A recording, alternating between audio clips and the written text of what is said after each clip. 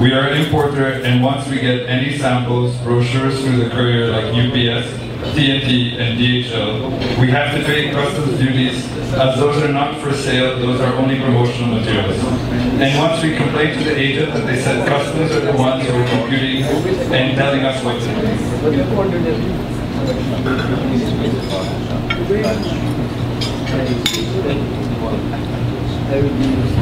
Good evening. Thank you very much, Raj and Mr. Ramesh, for the rest of the directors and the members for having us here. Going back to the question, actually, when it comes to brochures and samples, let's go first with the brochures. If customs can prove that these brochures are really intended for your company, you have already spoken to the deputy collector in NAIA that these brochures are not taxable.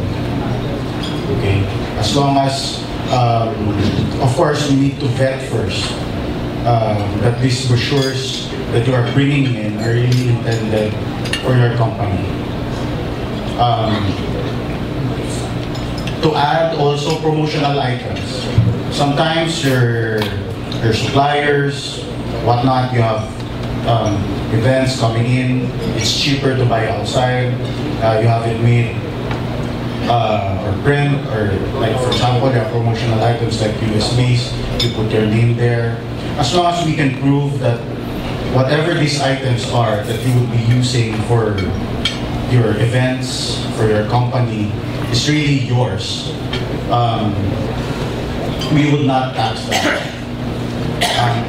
Like for example, you're bringing in calendars. When we see that those calendars are printed with your company names, compliments of your company, there we can prove that these are really intended for your company, to be distributed free of charge. But if we see calendars that's just a plain calendar and it's in volume, sometimes it would cast doubt on our side that these items might not be intended for your company, but might be, its real intention is for commercial purposes to be sold. But for other samples, like you're bringing in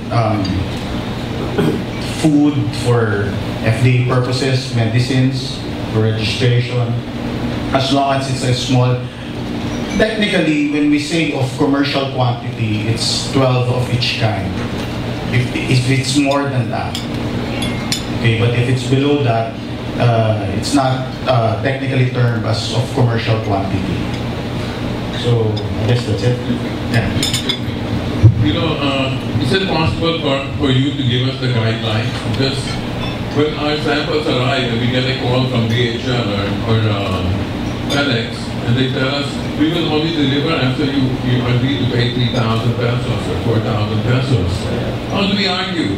They'll say the customs is the one that made this. As far as, I'm sorry to say this, but it's true, there's no distinction. Anything that comes in, they tax. Am I right, gentlemen? Yes. Anything that there's no such thing as far as customs is concerned for any of these things that come into the courier, whether it's samples or it's brochures, it does not matter. Anything that comes is tax. We call a number and say this person is that's harassment. I understand your let me give you another example. Yes, sir. Because it's, I brought in 6 pieces of samples. This is sports goods. Okay. The shipper, knowing all the duties, declared the item as $1 per item, $6. They upgraded it 43 times. 43 times. And charged me duty on $258 from $6. I sent a letter to the supplier saying that, can you please write them and tell them that, this is only worth market value is about $4. So that's 25. So from 43, they did me a favor and they reduced it to 32 times. And then when I asked the DHL, this is unfair. sorry sir, this is the last thing we can do, nothing else. You know, this is too much. We can understand upgrading 100%, even 200%. But 32 times, I think that's not reasonable. Guys, we'd like to remind Gentlemen, I think You get the point. Let him answer, please. Thank you. this is a friendly forum. Let's get. So I think the consensus will just be, in the event that this happens, what is the proper channel for them to communicate this through the courier services? What can be done? Is there a number we should call? Gentlemen, we're not like attacking you or It's okay, sir. It's okay. what we want to do is just explain. We want to explain each and every item. So So just telling our frustration, I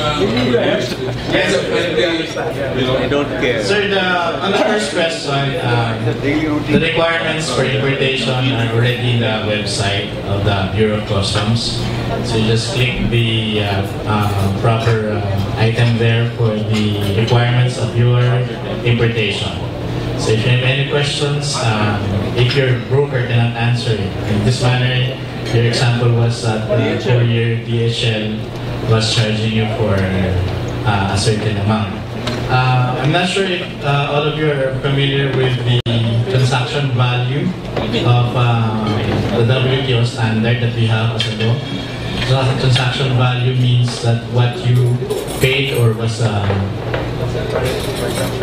price actually paid for or payable for the amount. So if you have your commercial invoice with you, that is supposed to be the value of the transaction, and that's supposed to be the value that must be taxed by the customs. But there are 6 methods there, and it can be better explained to you by your customs broker. But to answer if you have complaints, informally, we can just route your complaints to the chamber, and the chamber can write us a letter about your concerns. The Assessment Operations Coordination Group, for which group we belong to, will respond to your concerns as soon as we can. But we are very, very businessman friendly. We would like to facilitate trade. We understand your concerns about your time and your cost of importation. So let's help each other, and if you have any complaints, we will try to address them as soon as you inform us. Your other questions, sir? 6 times the value. Dexter is a customs broker, aside from being the valuation coordination division head. So he will be very able to answer your question. Regarding, before we answer the question of the gentleman, in addition, we could also provide the chamber to the president and the directors a focal person for NAIA, for airport. Since most of your concerns regarding UPS, TNT, and other couriers alike goes through this port. So we would be providing you the contact details of Deputy Collector Attorney Emer Aceron. Okay, we'll just provide later his contact numbers. We have already asked his permission, and he has given his go signal that if there are any immediate concerns that needs to be resolved, you can contact him directly. I appreciate that very much.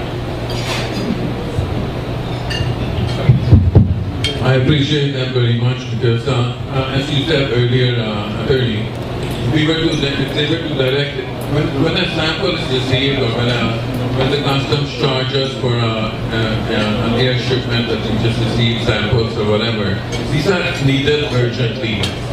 We need to act quickly. So, but if they're going to write to the chamber, and then the chamber will go to them, and then back again to the chamber, it will just delay matters. So I appreciate what you just mentioned. We should be able to contact directly without having to pass through the chamber. But that's possible. That's all I also. That's why we provided that number. We will provide that number. Yeah. exactly, because the nature of all shipments, that's why you are sending it through carrier, through air, because all of these goods going through the airport has the sense of urgency and importance. So, but there are some matters that really needs to be coursed through, bigger problems that needs to be coursed through the commissioner and through our office. But in the spirit of, just like what Attorney Vic had mentioned, trade facilitation, we would be providing you those numbers.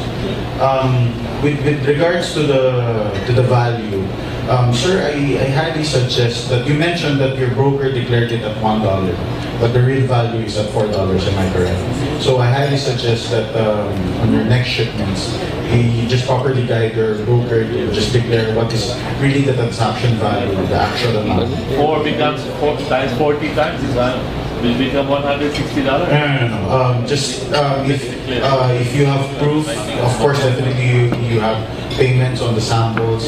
You can show These are proof. samples of no commercial charge, no free. They're free samples. You go on to sell, they send you samples. Yeah, but just like correct. When you see on your bill of lading, you can see on the middle right part, you can see NCV declared there. Yes. It's means no commercial value. Yeah, but what I'm trying to explain is the market value, just like what you have mentioned, is $4.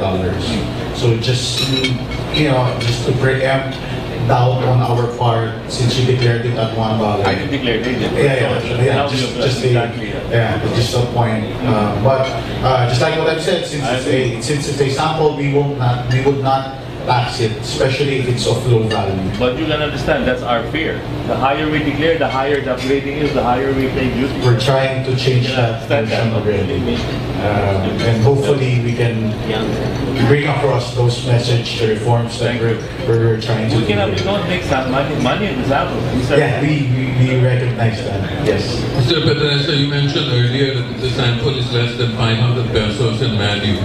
Dollars. $500 in value? Then it should be considered sample. As long as it's less than 12 pieces each. Yes. And that's those guidelines are in the website. There's a regulation regarding the $500. So we can use that as our point of...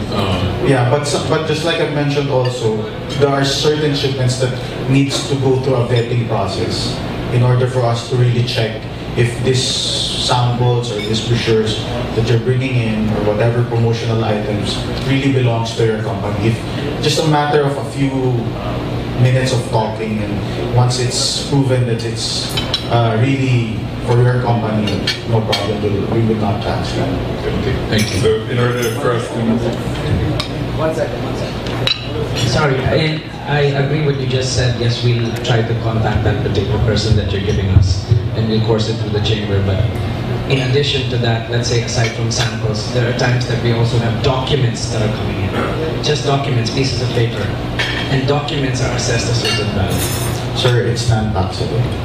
I have receipt proof which shows that they did tax me on documents. So we don't want to argue just so we can get the documents available. Yes. So what should we do in that instance? Do we go back to customs and say reimburse us? Because that becomes a taxing process. Because the documents that you receive through couriers, through pouches, those are non-taxable.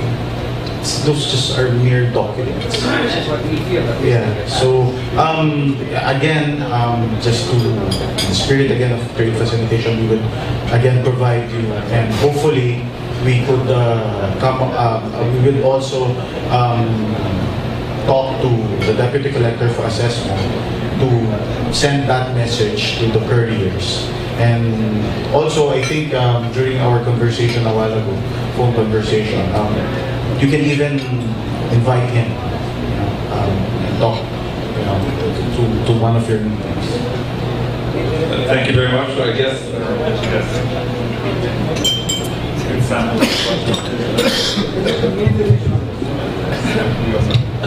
let's say the samples are stamped, rubber stamped, or sample only.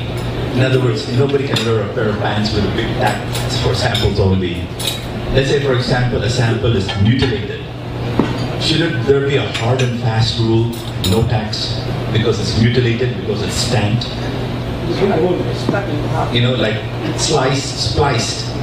Shouldn't there be a hard and fast rule that nobody can wear it? But what happened when we spliced the sample, we're still being taxed.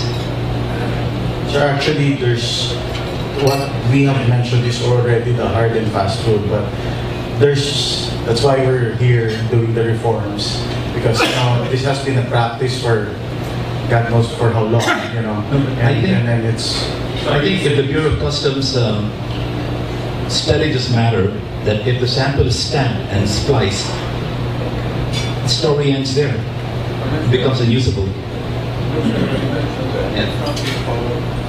So that's why they need to make the reform. Okay, we'll have to wait and see if that reform can come through. Probably to have a long-term, just like what you have mentioned, to have a long-term solution for this one. Probably you could write us a letter regarding this matter, and we can elevate this to the commissioner, and probably what we can do is we could make a permanent policy regarding this. We could issue a CMO because of the memorandum order regarding this matter. Thank you very much. Thank you. Thank you for that. So I think in summary, the points that are taken is that items that are mutilated are not meant to be charged. Anything below 12 pieces are not meant to be charged. Anything that's below 500 is not meant to be charged if it passes the vetting process. And as the gentleman suggested, that please, even if it's samples, to declare it at the right market value. Right? Thank you. Raj, regarding the 500 and the 12 pieces, as long as it's samples, assures. And if all else fails, they will be providing us with a number that we can contact, and we can do that as the next. Thank you for that. I will skip the next two questions because they managed to get answered in the process. I guess the only one that's similar to the samples involves the FDA. When they do want to receive samples for FDA purposes, for registration, what should they do for pharmaceuticals? As long as it's considered as samples, we would not tax this. If it's not high value. Thank you. So, sure.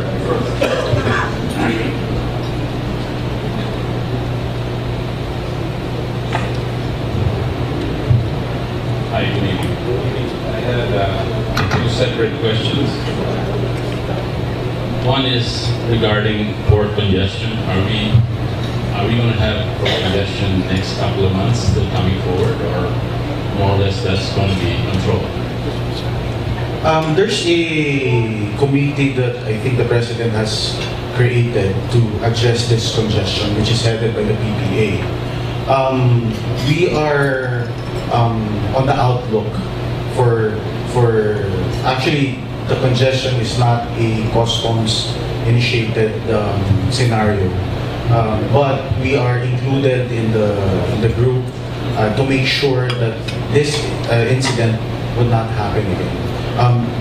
Probably with all the measures that the group is putting, and because the President is also on top of this, I think during one of the meetings, Secretary Almendras was there to really overlook this matter. I think I'm quite positive that during this coming special this month's this Christmas season, I think it will not happen again. That's good news. But coincidentally, along that line, the shipping lines today are charging all imports container imbalance charge, economic cost recovery charge, port congestion charges, which are probably double or triple the normal freight charges. I mean, we've been paying that for the past more than a year or so, maybe even 2 years. And we cannot argue. Our shippers are able to negotiate freight charges, but these charges I just mentioned are charged all locally. And we have no way to fight with the shipping lines. I think that if the President is looking at the port congestion, maybe you should actually tell them to hold these shipping lines liable for not overcharging us because of port congestion. The only reason they give is port congestion. I believe you know what I just mentioned. And these are three separate charges, which are probably twice, thrice the cost of the normal freight cost. So it's really costing us too much in times where competitiveness of business is very important. Sir, I totally agree with everything that you said, but sad to say that matter is already out of our jurisdiction. I think I think DTI has a bureau which is called Philippine Shippers Bureau, which you could address that concern. I think they are the ones also who regulate the shipping lines. So maybe, I don't know, if you guys have this informal meetings or formal meetings, probably you could put a word for us, because believe me, I think everybody in this room is affected. Yeah, we won't make any promises because this is outside our turf. But if there's a chance for us to mention this, because that group that was created was dedicated to address the port congestion. We will see, because the members of those are the raster operators, TPA. Those concerns that you have mentioned are with the shipping lines. But we will take note of that, sir. All right, we appreciate it. Another one is regarding HS. I believe you're in tariff codes, right? I think you smile because you know the question coming up. The updated HS codes. I mean, there's just keep on updating HS codes, and from zero duty we start paying 15%. So, and we don't have the slightest idea of when the code is being changed or what. And we don't have any pamphlet or saying that these are the new HS codes. What's the best thing to do? Because every day my broker calls and says there's a new HS code and your zero is now 15%. Actually, sir, very sad to say that the HS code that we have right now is already almost 4 years old. The version of it is 2012. Okay, for the longest time, the Bureau of Customs was not able to delete, because every 5 years our HS codes are being renewed, or some of them are being collapsed due to trade. Sometimes the HS codes are not already earning trade values or trade volume, so it gets deleted along the way. But I think it's the responsibility of your brokers to be really updated, because most probably than not, I think the HS codes that some of the brokers are using are still the old ones, the 2007. Every 5 years it gets changed. So the next revision, the latest one is 2012 version. So we would be the Tariff Commission will be coming out with a 2017 version. I think because for the longest time before, the database of customs has two versions, the 2007 and the 2012. So for the longest time, when your brokers